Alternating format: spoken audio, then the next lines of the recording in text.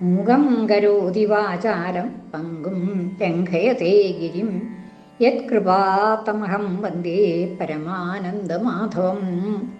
ഇന്ന് വിഷ്ണു സഹസ്രനാമം 106 ശ്ലോകത്തിൻ്റെ അർത്ഥം പറയാം. ശ്ലോകം: ആത്മയോനി സ്വയം ജാതോ വൈഖാന സാമഗായന ദേവകീനന്ദന സ്രഷ്ടാ ക്ഷിതീശ പാപനാശന. ആത്മയോനി എന്ന് ആദ്യത്തെ നാമം. ആത്മാവ് തന്നെയായിട്ടുള്ള യോനി ആത്മയോനി എന്ന്. പ്രപഞ്ചത്തിൻ്റെ യോനിയായിട്ടുള്ളത്, യോനി എന്ന് വെച്ചാൽ എന്താണ്? ഗർഭപാത്രം, അതിനാണ് യോനി എന്ന് പറയുക.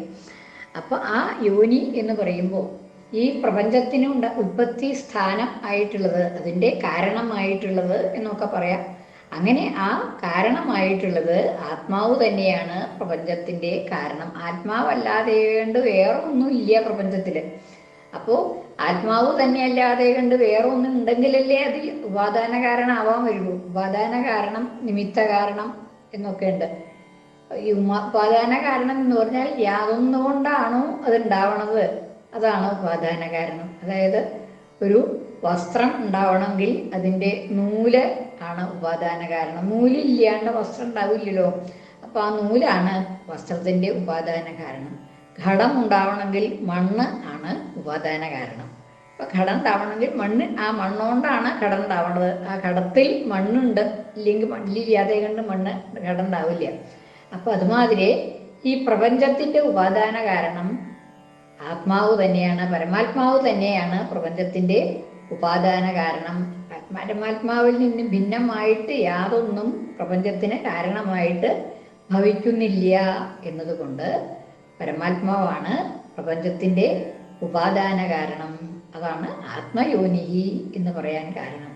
ആത്മാവാകുന്ന യോനിയോട് കാരണത്തോട് കൂടിയവൻ, കാരണം ആത്മാവാകുന്ന കാരണത്തോട് കൂടിയവനല്ല, ആത്മാവാകുന്ന ഉപാദാന കാരണം, പ്രപഞ്ചത്തിൻ്റെ ഉപാദാന കാരണം എന്നുള്ള അർത്ഥത്തിൽ ആത്മയോനിഹി എന്ന നാമധേയം.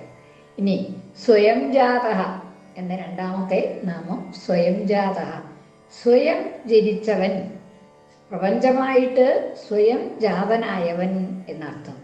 പ്രപഞ്ചത്തിൻ്റെ, അപ്പോൾ ഈ ഉപാദാന കാരണം ഉണ്ടെങ്കിൽ, ഉപാദാന കാരണം മാത്രം ആയാൽ ഒരു വസ്തു ഉണ്ടാവില്ല. അതിന് ഒരു നിമിത്ത കാരണം വേണം, അല്ലേ? മണ്ണ് വെറുതെ വെച്ചുകൊണ്ടിരുന്നാൽ അത് ഘടാവില്ലല്ലോ, ഇല്ല. അത് ആ ഘടമാക്കാനുള്ളതായിട്ടുള്ള ഒരു പുരുഷൻ വേണം. അതല്ലെങ്കിൽ അതിന് വേണ്ടതായിട്ടുള്ള ഉപകരണങ്ങൾ, വേറെ ഉപകരണങ്ങളൊക്കെ വേണം, അല്ലേ? അതൊന്നും ഇല്ലാതെ കൊണ്ട് ഘടം ഉണ്ടാവില്ല. അപ്പോൾ അങ്ങനെയുള്ളതായിട്ടുള്ള കാരണത്തിനാണ് നിമിത്ത കാരണം എന്ന് പറയുക. പ്രപഞ്ചത്തിന് നിമിത്ത കാരണമായിട്ട് വരുന്നത് അതും ആത്മാവ് തന്നെയാണ്. എന്താണെന്ന് വെച്ചാൽ പ്രപഞ്ചത്തിന് ഭഗവാനല്ലാതെ കണ്ട് വേറൊന്നുമില്ല. അപ്പം പിന്നെ ആ പ്രപഞ്ചം ഉണ്ടാവണമെന്നുണ്ടെങ്കിൽ ഭഗവാൻ തന്നെ നിമിത്ത കാരണമാവാൻ പറ്റുള്ളൂ. ഉപാദാന കാരണവും ഭഗവാൻ തന്നെയാണ്, നിമിത്ത കാരണവും ഭഗവാൻ തന്നെയാണ് എന്നാണ്. ഉപാദാന കാരണവും നിമിത്ത കാരണവും ഭഗവാൻ തന്നെയാണ്. അതുകൊണ്ടാണ് സ്വയം ജാതഃ, തന്നെ ജാതനായവൻ, തനിയെ അവൻ സ്വയം ജാതനായവൻ എന്ന് പറഞ്ഞത്. പ്രപഞ്ചത്തിൻ്റെ നിമിത്ത കാരണവും ഭഗവാനാണ്, ഉപാദാന കാരണവും ഭഗവാനാണ് എന്ന് ഈ രണ്ട് നാമങ്ങൾ കൊണ്ട് വ്യക്തമാക്കുകയാണ് ചെയ്തത്. ആത്മയോനിഹി, സ്വയം ജാതഃ എന്ന രണ്ട് നാമങ്ങൾ. വൈഖാനഃ, വൈഖാനഃ എന്ന് വെച്ചിട്ടുണ്ടെങ്കിൽ ഖനനം ചെയ്തിട്ട്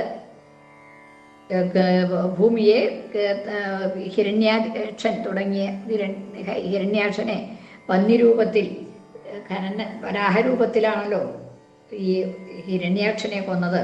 അപ്പം അങ്ങനെ വരാഹരൂപം ധരിച്ച് ഭൂമിയെ ഖനനം ചെയ്ത് പാതാളത്തിലെത്തി ഹിരണ്യാക്ഷനെ വധിച്ചവൻ എന്നുള്ള അർത്ഥത്തിൽ ആ വൈഖാനഃ എന്നുള്ളതായ നാമധേയം.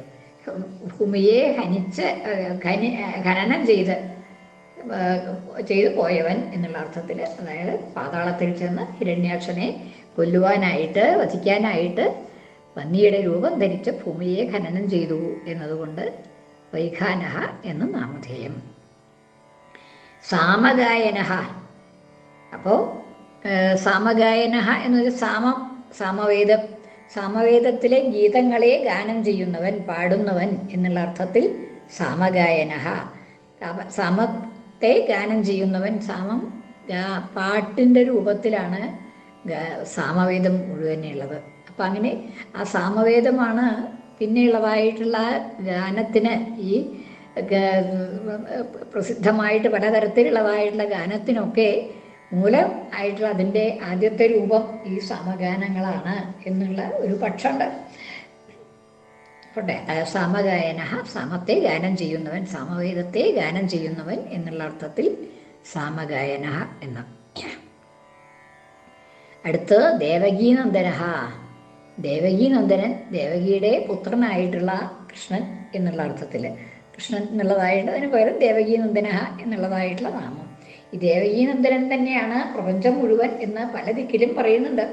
അപ്പം അങ്ങനെ ആ ദേവകിയുടെ പുത്രൻ തന്നെയാണ് ലോകത്തിൽ ശുഭമായിട്ടുള്ള ജ്യോതിസ്, അതൊക്കെ എന്തെങ്കിലും ശുഭമായിട്ടുള്ളതുണ്ടോ അതൊക്കെ ദേവകീ പുത്രനാണ് എന്ന് പ്രത്യേകിച്ചും പറയുന്നുണ്ട്. അങ്ങനെ മഹാഭാരതത്തിലും ബാക്കി മറ്റ് പല ഗ്രന്ഥങ്ങളിലും പറയണതാണ്. എല്ലാം ദേവകീ പുത്രൻ തന്നെയാണ്, പരമാത്മാവാണ് ദേവകീ പുത്രൻ എന്ന് സാരം. ഇനി സ്രഷ്ട, സർവലോകങ്ങളെയും സൃഷ്ടിച്ചവൻ. ബ്രഹ്മാവ് എന്നുള്ളത് സൃഷ്ടികർത്താവാണ്, പക്ഷേ ആ ബ്രഹ്മാവിനെ കൂടി സൃഷ്ടിച്ചത് ഭഗവാനായതുകൊണ്ട് സ്രഷ്ട എന്ന് ഭഗവാന് നാമധേയം. സർവലോകങ്ങളുടെയും സ്രഷ്ടാവായിട്ട്, ബ്രഹ്മാവിൻ്റെ പോലും സ്രഷ്ടാവായിട്ടുള്ളവൻ എന്നുള്ള അർത്ഥത്തിൽ സ്രഷ്ട. ക്ഷിതീശ, ക്ഷിതീശനായിട്ടുള്ള ഭഗവാൻ, അതായത് ക്ഷിതീശനായിട്ട് ഉള്ളത് ശ്രീരാമാവതാരത്തിലാണ് ക്ഷിതീശനായിട്ടുള്ളത് ഭഗവാൻ. അപ്പോൾ രാജാവായിട്ട് വർത്തിക്കുന്നത് ശ്രീരാമചന്ദ്രനാണല്ലോ. അപ്പം അങ്ങനെ ആ ദാശരഥി ആയിട്ടുള്ളതായിട്ടുള്ള ശ്രീരാമനെയാണ് അവിടെ ക്ഷിതീശ എന്നുള്ളത് കൊണ്ട് പറയുന്നത്. പാപനാശന എന്ന്, പാപങ്ങളെ എല്ലാം നശിപ്പിക്കുന്നവൻ, എല്ലാ പാപങ്ങളെയും നശിപ്പിക്കുന്നവൻ എന്നർത്ഥം. അതായത് കീർത്തിക്കുമ്പോഴും പൂജിക്കുമ്പോഴും ധ്യാനം ചെയ്യുമ്പോഴും സ്മരിക്കുമ്പോൾ തന്നെ പാപത്തെ എല്ലാം നശിപ്പിക്കുന്നു എന്നുള്ളതുകൊണ്ട് ഭഗവാനെ കീർത്തിക്കുകയോ പൂജിക്കുകയോ ധ്യാനിക്കുകയോ സ്മരിക്കുകയോ ചെയ്യുമ്പോൾ എല്ലാ പാപങ്ങളെയും നശിപ്പിക്കുന്നു എന്നുള്ളതുകൊണ്ട് പാപനാശന എന്നുള്ളതായിട്ടുള്ള നാമം ഭഗവാന് വന്നു.